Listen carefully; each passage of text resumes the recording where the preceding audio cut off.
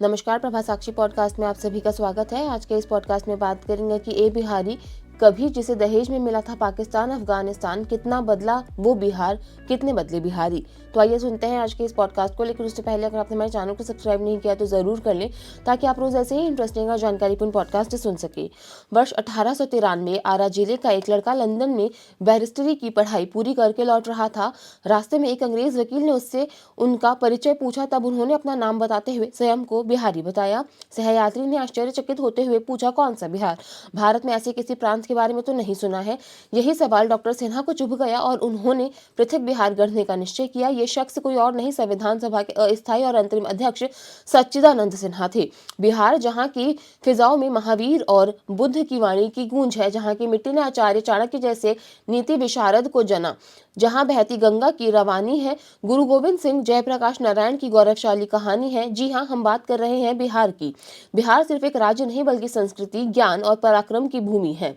जहां एक और नालंदा और विक्रमशिला ज्ञान की परंपरा से लेकर स्वतंत्रता संग्राम तक बिहार ने भारत के इतिहास में कई स्वर्णिम अध्याय लिखे, वहीं हम कह सकते हैं कि लोकगीतों की गुंजन, मिथिला की पेंटिंग और छठ पूजा की आध्यात्मिक आभा ने बिहार की पहचान को अनमोल बनाया है। बिहार ने ज्ञान, राजनीति और इतिहास में अमीर छाप छोड़ी है, जहां से सम्राट अशोक का साम्राज्य फला फूला और जहां से गौतम बुद्ध से शांति और करुणा का संदेश दिया। आज अपने निवासियों के खराब सिविक सेंस के लिए बदनाम हो रहा है। एक समय में सबसे टैलेंटेड विद्यार्थियों को देने वाला बिहार आज मजदूर बनने की फैक्ट्री बन गया है। बिहार वो स्टेट है जो यूपी के बाद देश के सबसे ज्यादा आईएएस देता है। दुनिया के दो बड़े धर्म, जैन और बुद्ध धर्म, इसके प्रमुख स्थान बिहार से ही है। जिसने दुनिया को जीरो दिया या जो दुनिया का प्रथम राष्ट्रपति बना, उन दोनों का जन्म बिहार में है। बिहार की चर्चा इसलिए भी हो रही है क्योंकि कई ऐसे हैं जिन्हें ये लगता है कि बिहार पिछड़ेपन की पहचान है। बिहार को देश से निकाल दिया जाए तो देश विकसित कहलाएगा। आज बिहारी एक गाली की तरह इस्तेमाल होता है। बिहारी भगाओ देश बचाओ।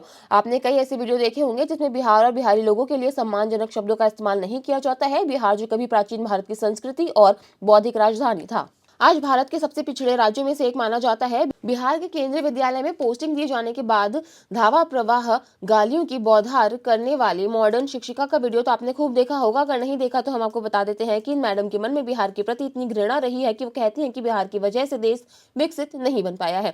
बिहारियों को तो सिविक सेंस ही नहीं है।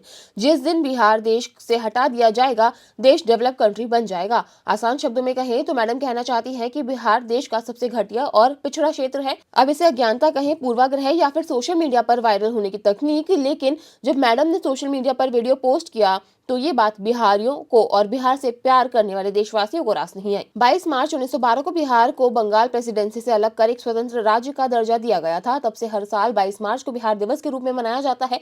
बेमिसाल बिहार अपना 113वां दिवस मना रहा है। बिहार दिवस उत्सव सिर्फ बिहार के जन्म दिवस का ही नहीं, बल्कि हर बिहारी में बसे बिहारीपन का भी उत्सव है। ये वक्त हमारी प्राचीन और समृद्ध विरासत के गाने पर झूमने का है, जिसका रंग पूरे प्रदेश में झूमेगा। लेकिन इसके साथ ही एक सवाल भी उठता है जो सीने में चुभता है, कितना बदला बिहार, कितने बदले बिहारी। एक बिहारी को दहेज में मिला था पाकिस्तान अफगानिस्तान। ये कहानी सिकंदर के आक्रमण के समय की है। सिकंदर यूनान से आया था। उसने 326 ईसा पूर्व में भारत पर हमला किया, लेकिन वो व्यास नदी को पार नहीं कर पाया। सिकंदर का सेनापति सेल्यूकस निकेटर था। वो भारत में बाद में आया और व्यास नदी को पार कर गया। उस समय मगध पर चंद्रगुप्त मौर्य का शासन था। चंद्रगुप्त मौर्य के प्रधानमंत्री चाणक्य थे। चाणक्य ने अपनी नीतियों से सिकंदर को लौटने के लिए मजबूर कर दिया। चंद्रगुप्त मौर्य के पास हाथियों की एक बड़ी सेना थी। सेल्यूकस को जब ये पता चला तो वो भी हाथियों के साथ लड़ने आया। चाणक्य ने चंद्रगुप्त को सलाह दी कि वो हाथियों के सामने घोड़ों की सेना उतार दे। उन्होंने बारिश के मौसम का इंतजार किया और उस जगह पर युद्ध शुरू किया जहां पानी भर जाता था। पानी भरने से हाथियों को चलने में परेशानी होने लगी। घोड़े हाथियों पर भारी पड़ने लगे। सेल्यूकस रथ लेकर लड़ने आया था। चंद्रगुप्त की सेना में खुले घोड़े थे। सेल्यूकस युद्ध में फंस गया। ऐसा कहा जाता है कि अगर लड़ाई 1 या 2 दिन और चलती तो वह मारा जाता। इसलिए सेल्यूकस ने चंद्रगुप्त मौर्य से अपनी बेटी हेलेन की शादी करने का फैसला किया। उसने दहेज में एरिया, अरोकोसिया, जेड्रोसिया और परोपेंडिसाई का इलाका दे दिया। इस तरह पूरा पाकिस्तान और अफगानिस्तान चंद्रगुप्त मौर्य को दहेज में मिला था। कितना विकास, किसका विकास। बिहार में पुरानी कहावत है, जब ले ऊंच हो ये तब ले नीचे देखिए, यानी जब ऊंचाई पर पहुंचो तभी नीचे की गहराई समझ आती है। बिहार की ऊंचाई उसके अतीत में थी, लेकिन आज वो नीचे की गहराई में खड़ा है। बिहार का विकास एक पहेली की तरह है। एक और पिछले 2 दशकों में सड़कों का जाल बिछा है, बिजली गांव-गांव तक पहुंची है, साक्षरता दर में उल्लेखनीय सुधार हुआ है। 2001 में जहां ये 47% थी, वहीं 2019 में ये 79.7% तक पहुंच गई है। बिहार की अर्थव्यवस्था भी तेजी से बढ़ रही है। वर्ष 2022-23 में इसकी विकास दर 10.43 रही, जो राष्ट्रीय औसत 7.2% से कहीं अधिक है। लेकिन बिहार की जरूरत अब रोटी, कपड़ा और मकान से कहीं आगे की है। आज के लिए इतना ही। अगले पॉडकास्ट में किसी और मुद्दे पर देंगे आपको विस्तृत जानकारी। तब तक के लिए जुड़े रहें प्रभा साक्षी के साथ।